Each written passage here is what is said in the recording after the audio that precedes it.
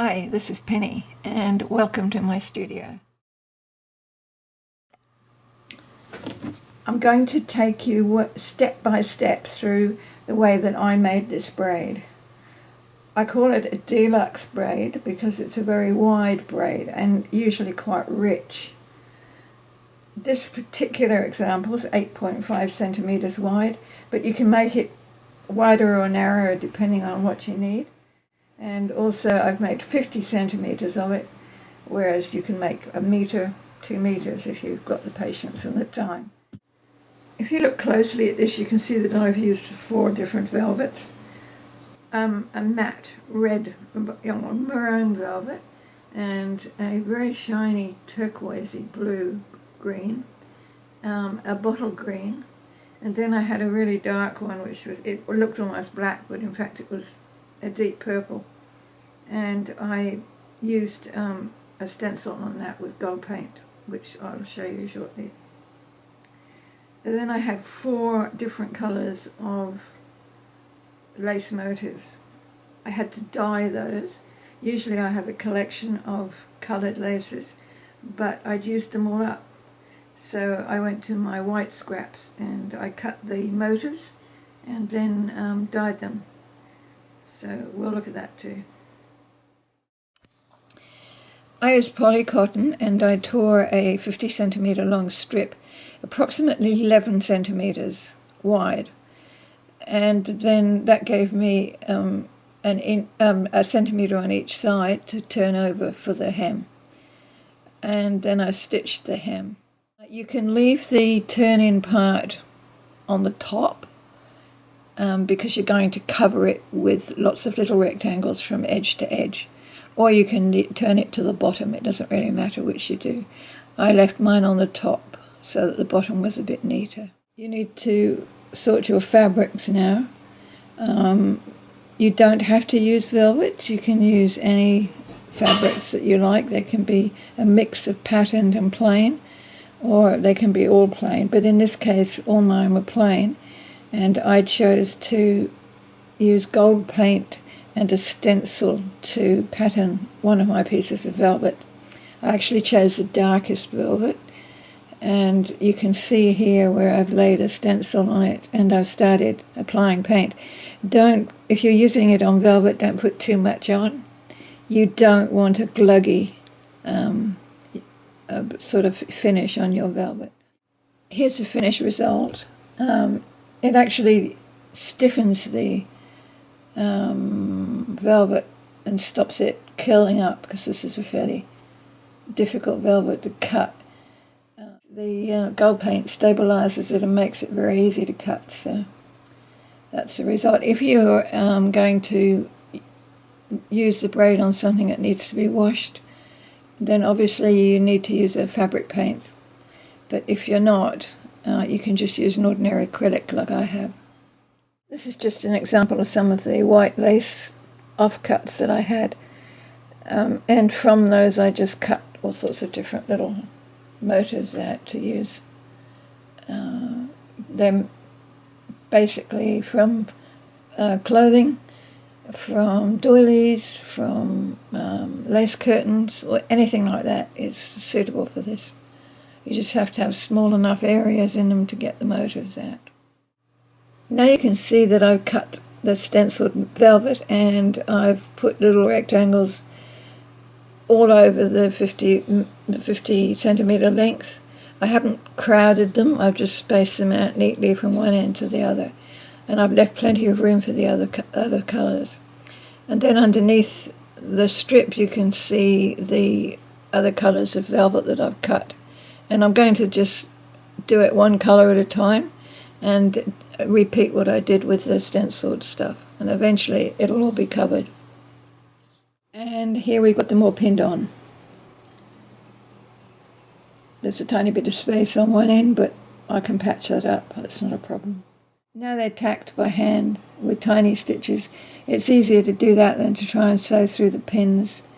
It holds them in place better. So the next step after this is to just run over the edges of each one with a narrow zigzag in a dark blue cotton or something that won't show. After using a dark blue cotton to actually fix them into position, I've now used a paler violet, lilac violet colour, and I've just done a fancy wide embroidery stitch roughly around the shape of each one. I'm going to go over that with a gold floral, a narrow gold floral embroidery stitch, just to make it a little bit richer. You can see the little tiny flower stitch here, and I used a fine silky old gold sort of colour to do that. You can still see the lilac stitches through it, which is what I was after. Skipping back a few steps, I went through the lace scraps that I had and cut out a range of motifs which I then fitted into the specific shapes, and then I will pin them. And here's the full length with the white ones placed on it. Now I have to decide which have to be any particular colour. So all the ones that are on the maroon velvet, I'm going to remove and paint them or dye them an olive green. And then I'll take the next coloured square and take those off. This is the first version of the colouring that I made for this braid, and yeah, it was okay, but I wasn't really very, very happy with it. The short piece at the top of the image was a leftover piece from a braid that I made a while ago, and I actually had a large pile of scrap colours, and so I was able to just pick and choose what I wanted with ease. This was a slightly different type of braid in that sometimes I laid down dark lace on top of the fabric and then laid a lighter piece on top. So it was like a double lace layer on top. It was very textured and quite interesting to look at. We'll have a look at the end of the video at the bag, and you can see the rest of the braid in that. The longer strip on the bottom is the current project braid, and after I changed a couple of colours, I did away with the burnt orange and made a more of a golden orangey yellow. And the other colour that I altered was the red. I didn't make it quite so warm. I used a magenta instead for a cooler red. And I think I actually liked that one better, but it still wasn't quite what I wanted. I didn't really like the red very much, so I did the version that you'll see next. So finally, on the third go, they say third time lucky, I got what I actually liked, and I replaced the red and put in the bright apple green. So in other words, I've got two greens in this, but they're very different. And that's the one that I'm going to keep, and you can see pretty much what it looks like here.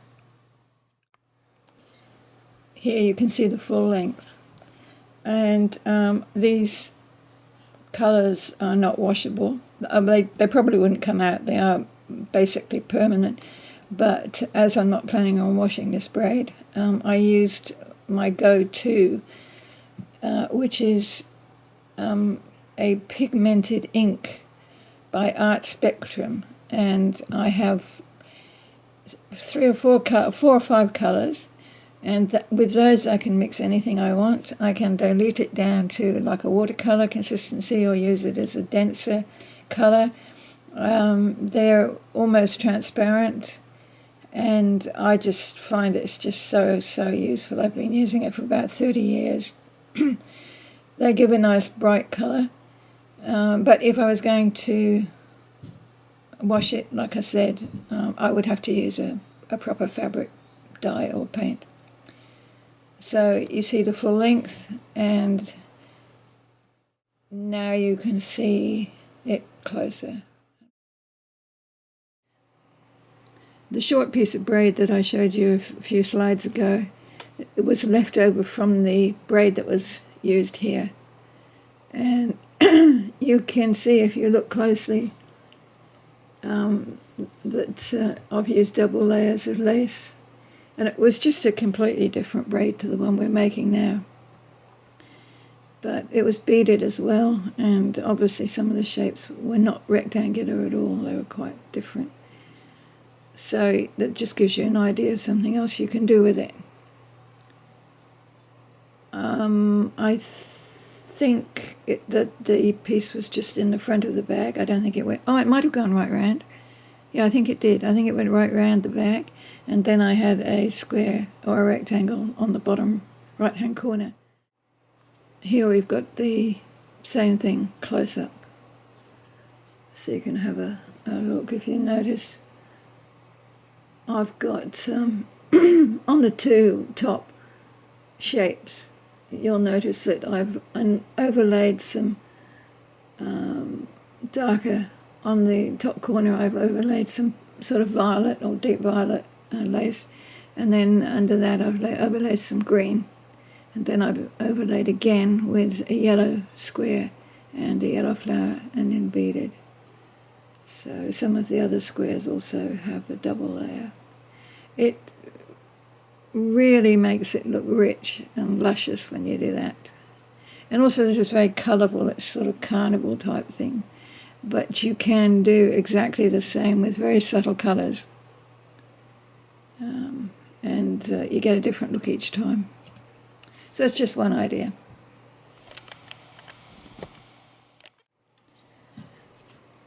Besides using it on bags, you can put it on the front of journal covers.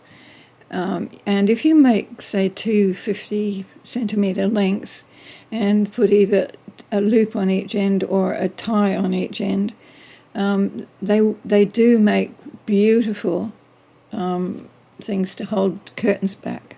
I don't know what they call them, but yeah, you just loop them around the curtains and pull them back. And they would be very unusual, especially if they're done in the colours that suit your living room. So the other thing, you can cut sections from them and make pins. You can put them onto cards. You can make pretties. If you've seen my video on Let's Make Pretties, you could use little sections of them on that. And they make nice bracelets. And or you can put them around hats. You could use them as cuffs on a jacket or down the front of a jacket. There are many across the front of shoes, if you want to just, brighten up a pair of shoes. There are so many things you can do with this. And if you cut it, you need to just machine a row of embroidery on the edge, on the cut edge, and also do it on the other cut edge from the bigger piece. So do enjoy them, and I'm sure you can think of uses that I haven't thought of for them. If you can, let me know in the comments below. If you enjoyed the video, please give it a like, because it does help with the algorithms. And if you know anyone that might be interested in it, please share it with them. Also, if you don't want to miss out on any of my future videos, please subscribe as well. You can see a lot more of my work if you go to pennyema.crivado.com. I'll put a link down below. So until next time, thanks for watching.